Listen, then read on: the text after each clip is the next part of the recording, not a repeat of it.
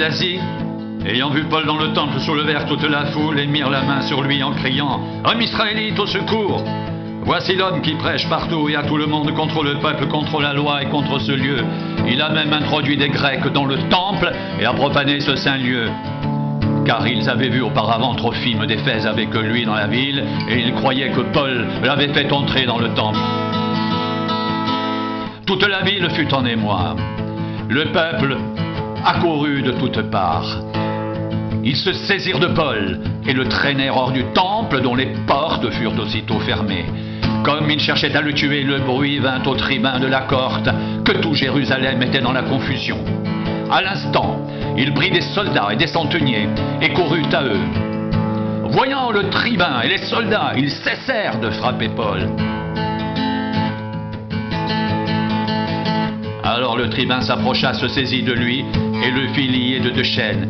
Puis il demanda qui il était et ce qu'il avait fait.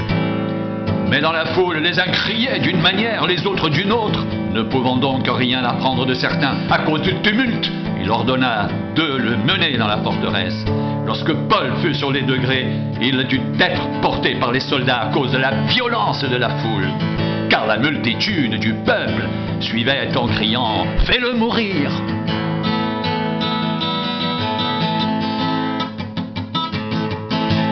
Au moment d'être introduit dans la forteresse, Paul dit au tribun « M'est-il permis de te dire quelque chose ?»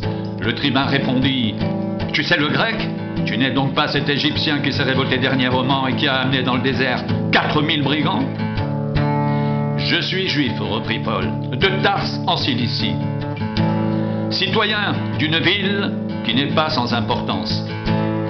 Permets-moi, je te prie, de parler au peuple. » Le tribun, le lui ayant permis, Paul, debout sur les degrés, fit signe de la main au peuple.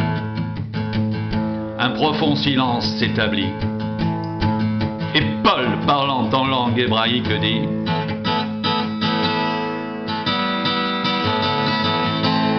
« Hommes, frères et pères, écoutez ce que j'ai maintenant à vous dire pour ma défense. » Lorsqu'ils entendirent qu'il leur parlait en langue hébraïque, ils redoublèrent de silence et Paul dit «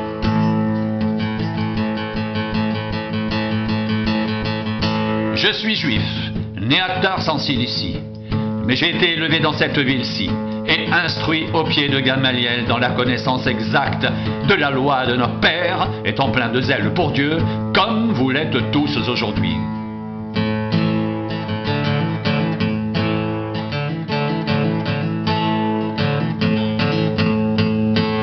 J'ai persécuté à mort cette doctrine, liant et mettant en prison hommes et femmes. Le souverain sacrificateur et tout le collège des anciens m'en sont témoins. J'ai même reçu d'eux des lettres pour les frères de Damas, où je me rendis afin d'amener liés à Jérusalem ceux qui se trouvaient là et de les faire punir.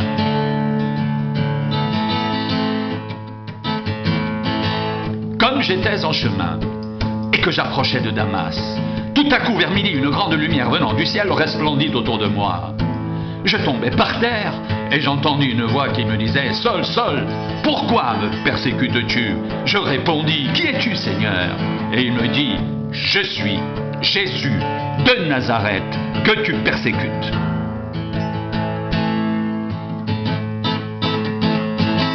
Ceux qui étaient avec moi virent bien la lumière, mais ils n'entendirent pas la voix de celui qui parlait.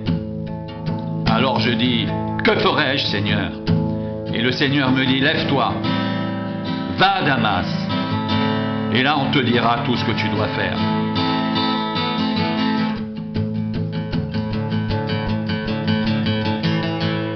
Comme je ne voyais rien à cause de l'éclat de cette lumière, ceux qui étaient avec moi me prirent par la main, et j'arrivais à Damas. Or, un nommé Ananias, homme pieux selon la loi, et de qui tous les Juifs demeurant à Damas rendaient un bon témoignage, vint se présenter à moi et me dit « Seul mon frère recouvre la vue. » Au même instant, je recouvrais la vue et je le regardais. Il dit « Le Dieu de nos pères t'a destiné à connaître sa volonté, à voir le juste, à entendre les paroles de sa bouche.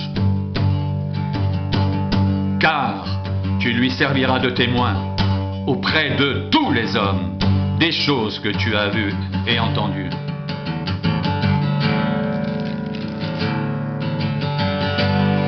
Et maintenant, pourquoi tardes-tu?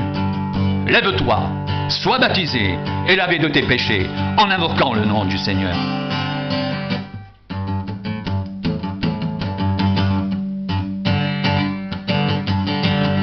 De retour à Jérusalem, comme je priais dans le temple, je fus ravi en extase.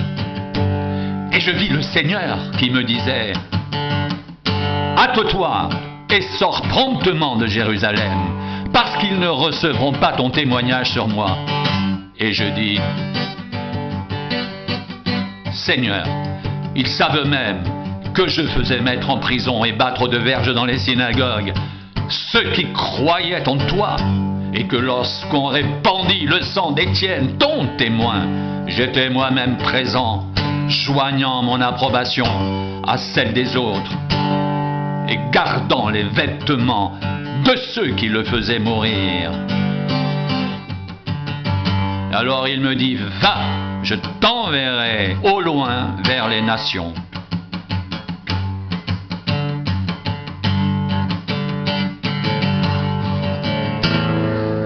Ils écoutèrent jusqu'à cette parole. Mais alors ils élevèrent la voix, disant: ôte de la terre un pareil homme. Il n'est pas digne de vivre. Et ils poussaient des cris, jetaient leurs vêtements, lançaient de la poussière en l'air. Le tribun commanda de faire entrer Paul dans la forteresse et de lui donner la question par le fouet afin de savoir pour quel motif il criait ainsi contre lui.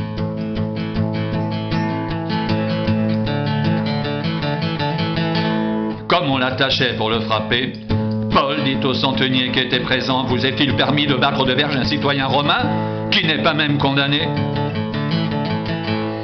À ces mots, le centenier alla vers le tribun pour l'avertir, disant: que vas-tu faire? Cet homme est romain. Et le tribun, étant venu, dit à Paul: dis-moi, es-tu romain? Oui, répondit-il. Le tribun reprit: c'est avec beaucoup d'argent que j'ai acquis ce droit de citoyen. Et Paul dit: et moi, je l'ai par ma naissance. Aussitôt, ceux qui devaient lui donner la question se retirèrent, et le tribun, voyant que Paul était romain, fut dans la crainte, parce qu'il l'avait fait lier. Le lendemain, voulant savoir avec certitude de quoi les Juifs l'accusaient, le tribun lui fit ôter ses liens et donna l'ordre aux principaux sacrificateurs et à tout le Sanhédrin de se réunir. Puis il fit descendre Paul et il le plaça au milieu d'eux.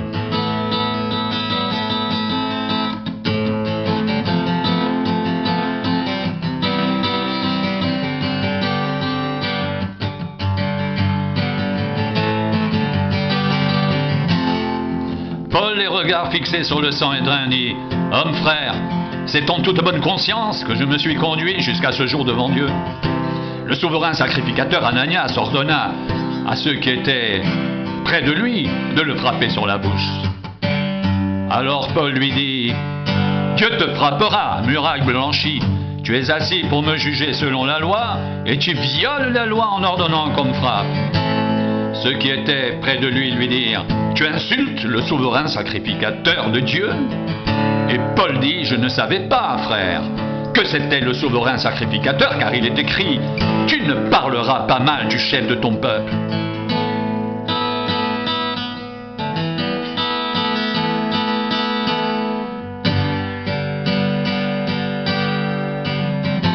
Paul, sachant qu'une partie de l'assemblée était composée de sadducéens et l'autre de pharisiens, s'écria dans le Sanhédrin: homme frère, je suis pharisien, fils de pharisien. C'est à cause de l'espérance de la résurrection des morts que je suis mis en jugement. Quand il lui dit cela, il il s'éleva une discussion entre les pharisiens et les sadducéens, et l'assemblée se divisa. Car les sadducéens disent qu'il n'y a point de résurrection et qu'il n'existe ni ange ni esprit, tandis que les pharisiens affirment les deux choses. Il y eut une grande clameur, et quelques scribes du parti des pharisiens, s'étant levés, engagèrent un vif débat et dirent: nous ne trouvons aucun mal en cet homme. Peut-être un esprit ou un ange lui a-t-il parlé. Comme la discorde allait croissant, le tribun, craignant que Paul ne soit mis en pièces par ces gens, fit descendre les soldats pour l'enlever du milieu d'eux et le conduire à la forteresse.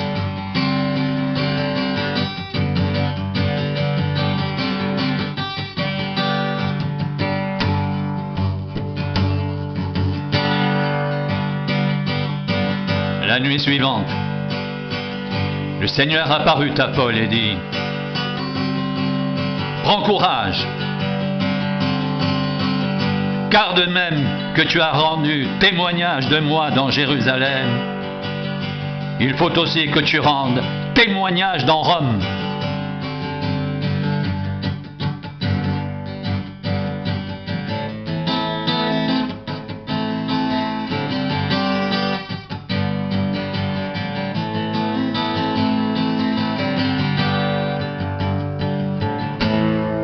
Quand le jour fut venu, les Juifs formèrent un complot et firent des imprécations contre eux-mêmes en disant qu'ils s'abstiendraient de manger et de boire jusqu'à ce qu'ils aient tué Paul.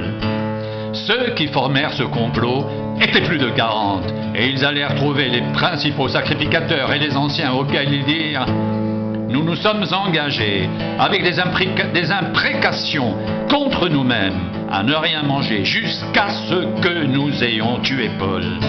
Vous donc, maintenant, adressez-vous avec le Sanhédrin au tribun pour qu'il amène devant vous, comme si vous vouliez examiner sa cause plus exactement. Et nous, avant qu'il approche, nous sommes prêts à le tuer. Le fils de la sœur de Paul, ayant eu connaissance du guet-apens, alla dans la forteresse en informer Paul. Paul appela l'un des centeniers et dit: mène ce jeune homme vers le tribun, car il a quelque chose à lui rapporter. Le centenier prit le jeune homme avec lui, le conduisit vers le tribun et dit: le prisonnier Paul m'a appelé et il m'a prié de t'amener ce jeune homme qui a quelque chose à te dire.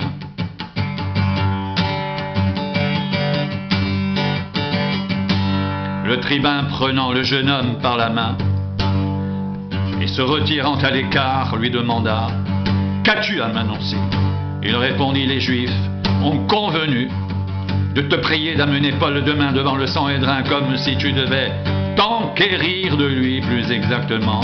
Ne les écoute pas, car plus de 40 d'entre eux lui dressent un guet-apens et se sont engagés avec des imprécations contre eux-mêmes à ne rien manger ni boire jusqu'à ce qu'il l'ait tué. Maintenant, ils sont prêts, ils n'attendent que ton consentement. Le tribun renvoya le jeune homme, après lui avoir recommandé de ne parler à personne de ce rapport qu'il lui avait fait.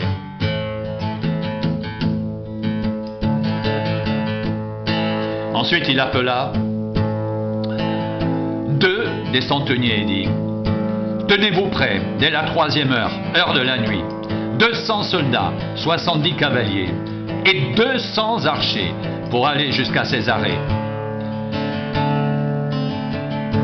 Qu'il y ait aussi des montures pour Paul, afin qu'on le mène sain et sauf au gouverneur Félix.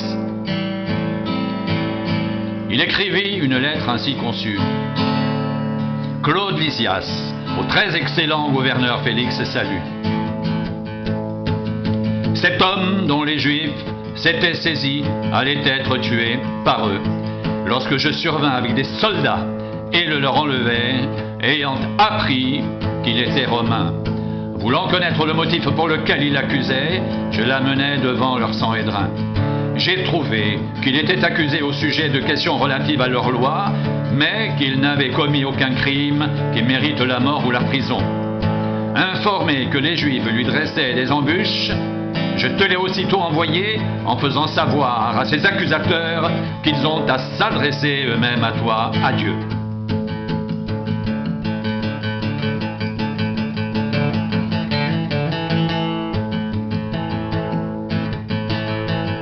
Les soldats, selon l'ordre qu'ils avaient reçu, prirent Paul et le conduisirent pendant la nuit jusqu'à Antipatris. Le lendemain, laissant les cavaliers poursuivre la route avec lui, ils retournèrent à la forteresse. Arrivés à Césarée, les cavaliers remirent la lettre au gouverneur et lui présentèrent Paul. Le gouverneur, après avoir lu la lettre, demanda de quelle province était Paul. Ayant appris qu'il était de la Cilicie, « Je t'entendrai, dit-il, quand tes accusateurs seront venus. » Et il ordonna qu'on le garde dans le prétoire d'Hérode.